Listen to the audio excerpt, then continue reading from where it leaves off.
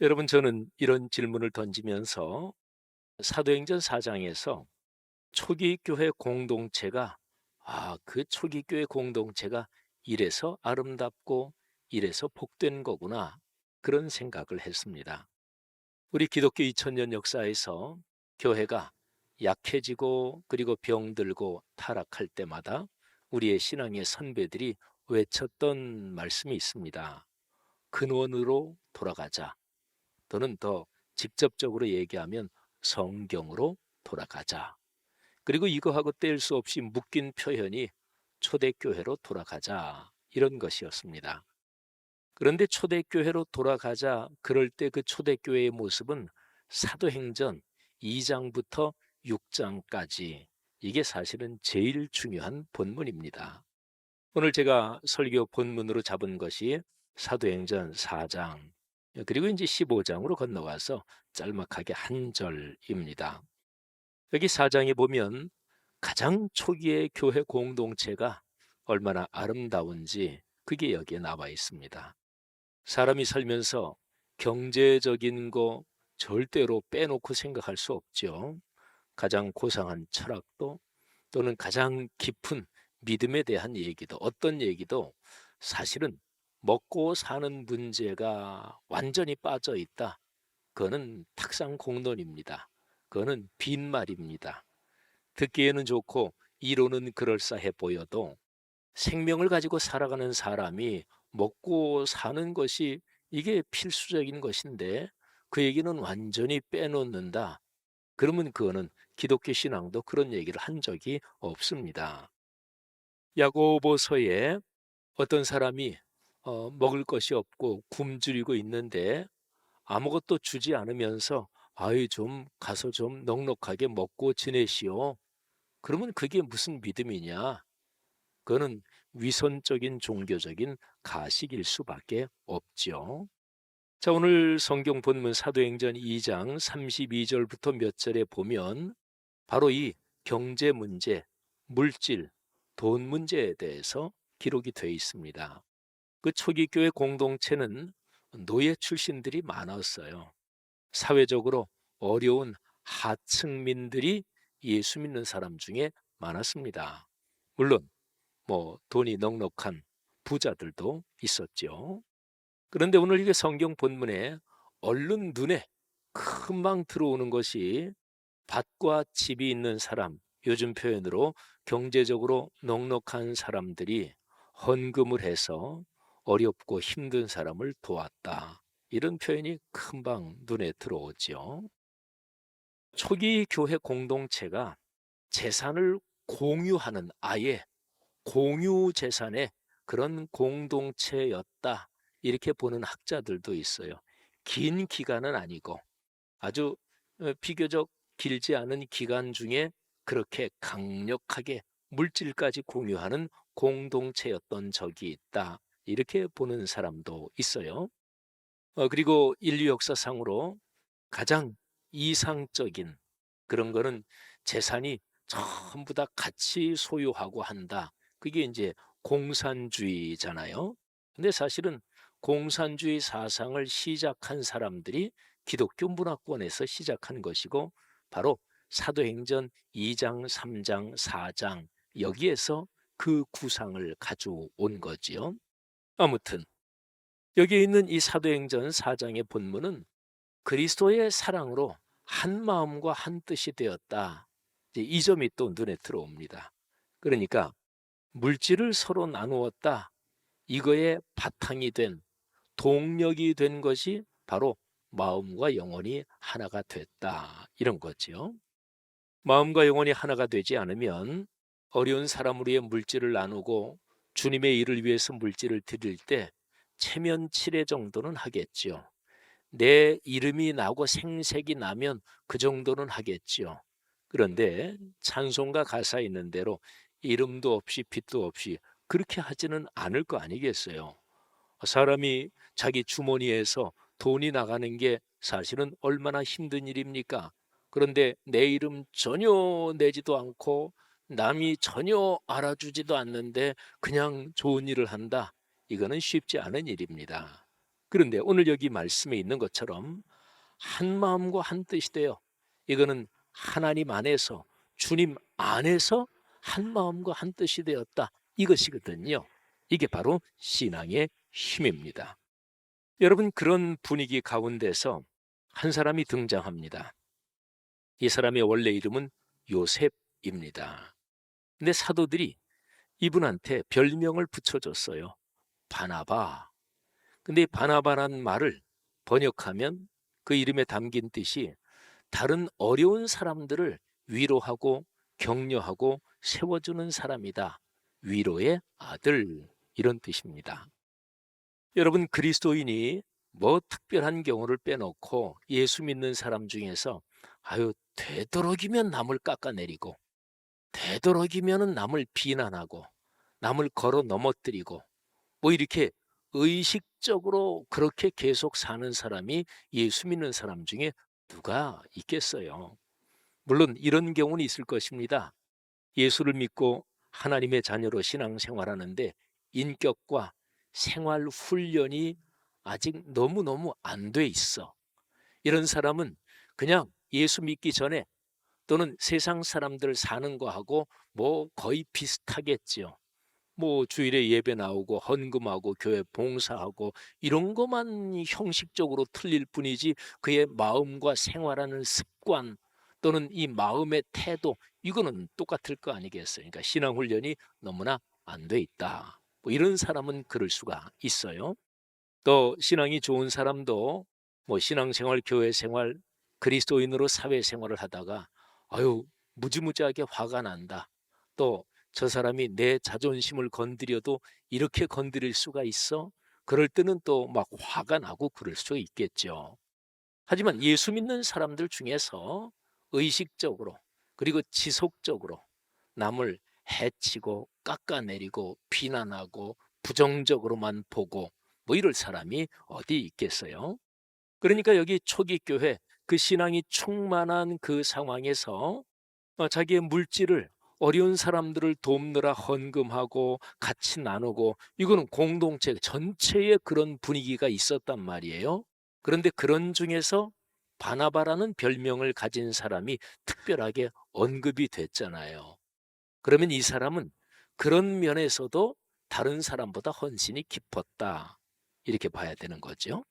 그리고 특별히 그의 별명에 담긴 뜻처럼 이 바나바는 어려움에 빠진 사람, 뭐 경제적으로 어렵든 병이 걸려서 어렵든 아니면 심정적으로 뭐 절망에 빠져 있든 어떤 이유로든지 어려움에 빠져 있는 사람, 그리고 그 공동체에서 저 사람은 좀 외톨이 같으네, 뭐 이런 사람, 하여튼 소외된 사람, 이런 사람을 돕고 감싸 안고 그러는데 아주 탁월하고, 거기에 뭐 이거를 달란트라고 표현해야 될지 모르겠습니다만은 근데 그런 사람이었어요.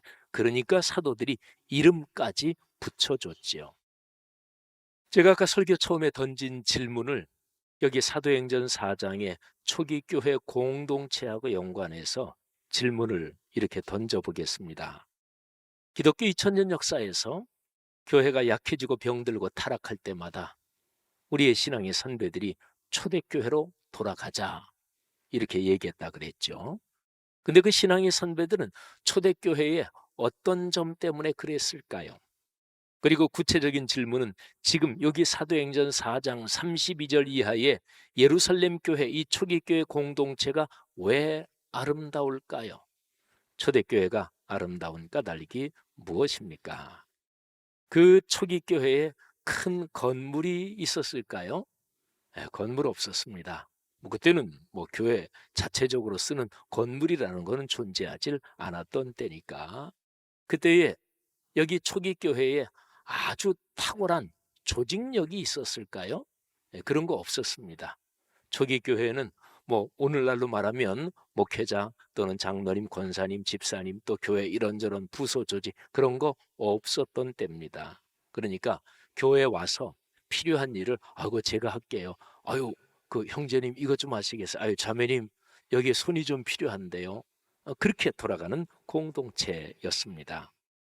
초기 교회 공동체가 재정이 무지무지하게 막강했을까요? 그래서 초기 교회 공동체는 우리 1년 재정 규모가 이 정도야.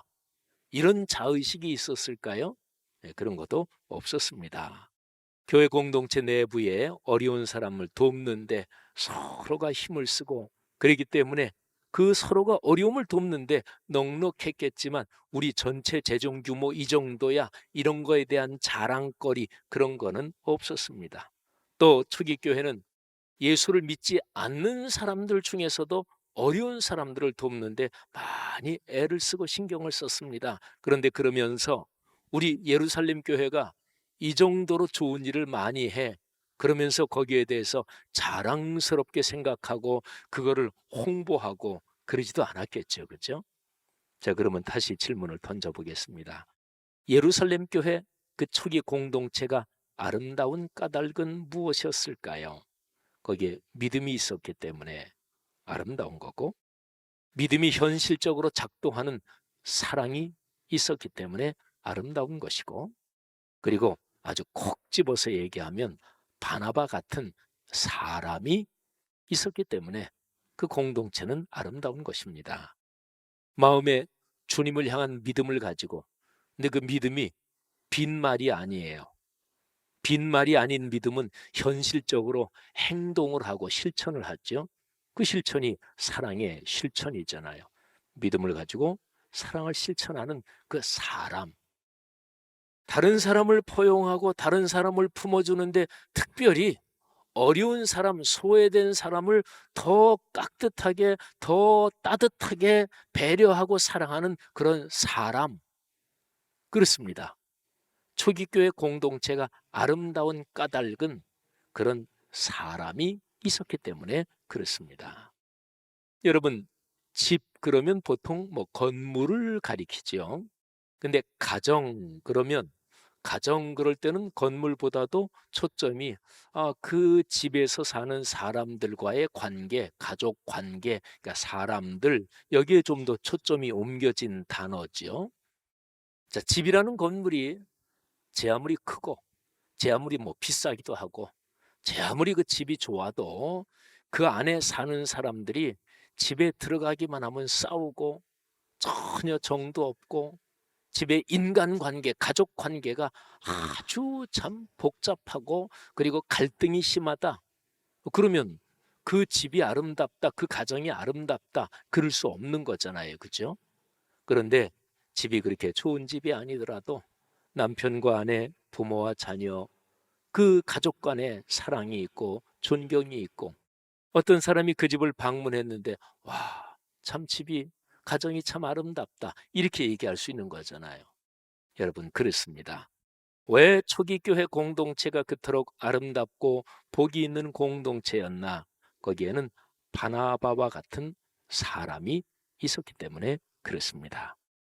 사랑하신 여러분, 여러분이나 저나 신앙생활하며 인생길을 걸어갈 때 하나님, 제가 바나바와 같은 사람이 되게 하옵소서. 이런 기도 제목이 있기를 주의 이름으로 권면합니다. 여러분이 바나바는 위로의 아들, 어려운 사람을 품어주는 사람이라 그랬는데 거기에 대한 한 그 중요한 얘기가 있습니다. 이제 바나바와 바울이 같이 이제 안디옥이라는 곳에 교회가 생겼어요. 시리아, 수리아의 안디옥이죠.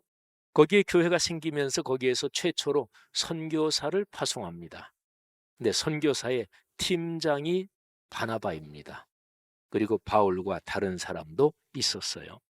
근데 1차 선교 여행 때 이 바나바가 자기가 팀장이었는데 리더였는데 그거를 바울에게 넘겨줍니다. 그러니까 바나바는 생각할 때 내 성격이나 기질이나 달란트로 내가 딱 제일 앞에 서서 강력하게 끌고 가고 내가 가진 달란트는 그쪽은 좀 아니다. 나는 옆에서 돕고 다른 사람이 열심히 일하도록 격려하고 그쪽에 탤런트가 더 많으니까 그런데 이 사울 나중에 바울이란 이름을 쓰는 이 청년은 앞에서 강력하게 끌고 가는 그런 탤런트가 있는 그런 신앙인이다. 그래서 이제 바울을 딱 팀장으로 세우고 자기는 바울보다 나이가 더 많았거든요. 하지만 뒤에서 잘 보조하고 그렇게 합니다. 자, 1차 선교 여행을 성공적으로 마치고 돌아왔어요. 그리고 나서 얼마간 한 1, 2년 지났을 거예요. 그리고 2차 선교 여행을 또 떠납니다. 그러니까 바울하고 바나바가 우리가 지난번에 1차로 전도 여행을 떠나서 거기에 만들어진 공동체 다시 한번 쭉 둘러보면서 격려도 하고 같이 기도도 하고 그럽시다. 그래서 이제 떠나기로 했어요. 그런데 떠나기로 했는데 바울과 바나바 사이에 큰 갈등이 생겼습니다. 이유가 있습니다.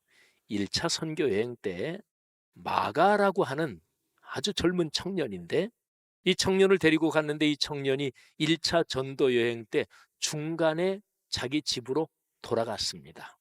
성경에 보면 그 사건이 나오는데, 근데 왜 돌아갔는지는 명확하게 안 나와요. 그래서 성경학자들이 여러 가지로 추측을 해요. 마가가 유약한 청년이라서 엄마가 보고 싶었다, 이런 추측도 이렇게 저렇게 합리적으로 설명하는 거 보면 그럴 수도 있겠다 하는 생각이 들어요. 그 다음에 거기에서 떠나서 돌아간 그 지점을 보면 거기에서 지금의 터키 지방 내륙으로 쭉 더 가야 되는데 그쪽이 지형이 굉장히 험하고 강도들이 많이 출몰하는 곳이고, 그래서 무서워서 그랬다. 이것도 타당한 이유도 됩니다. 그리고 미리 하나 말씀드리면 이 마가는 바나바의 조카입니다. 바나바가 자기의 삼촌이에요. 자기 삼촌이 선교팀장 해서 이제 갔는데 중간에 선교팀장이 자기 삼촌에서 바울 아저씨로 바뀌니까, 그러니까 이것 때문에 동의할 수가 없다, 이렇게 해석하는 성경학자도 있어요. 하여튼 성경에 정확하게 나와 있지 않으니까 어떤 건 맞고 어떤 건 틀리다 그럴 건 없어요. 아무튼 돌아갔어요. 실패한 거잖아요. 근데 2차 전도여행을 갈 때 이 바나바가 우리 그때 실패했던 마가 좀 다시 데리고 갑시다. 그런데 바울은 아주 강하기도 한 사람이었어요. 안 됩니다. 그런 사람이 하나님의 일에 최전선에서 일할 수는 없습니다. 반대를 했습니다. 근데 이게 의견이 차이가 난 건데, 그런데 여러분, 의견 차이가 그냥 났다 이 정도가 아니라 싸웠다, 심히 다투었다. 그래서 어느 정도 상황까지 갔냐면 바울하고 바나바가 갈라졌어요. 자, 그런데 15장 39절 뒷부분에 아주 중요한 표현이 나옵니다. 바나바는 마가를 데리고 배 타고 구브로로 가고, 구브로 오늘날의 키프로스 섬입니다. 지중해 상에 있죠. 이 키프로스 섬이 바나바의 고향입니다. 자, 삼촌이 조카 데리고 그리고 이제 키프로스 섬으로 간 거예요. 자, 이러고 나서 마가는 초기 교회 그 사역의 역사에서 무대에서 사라집니다.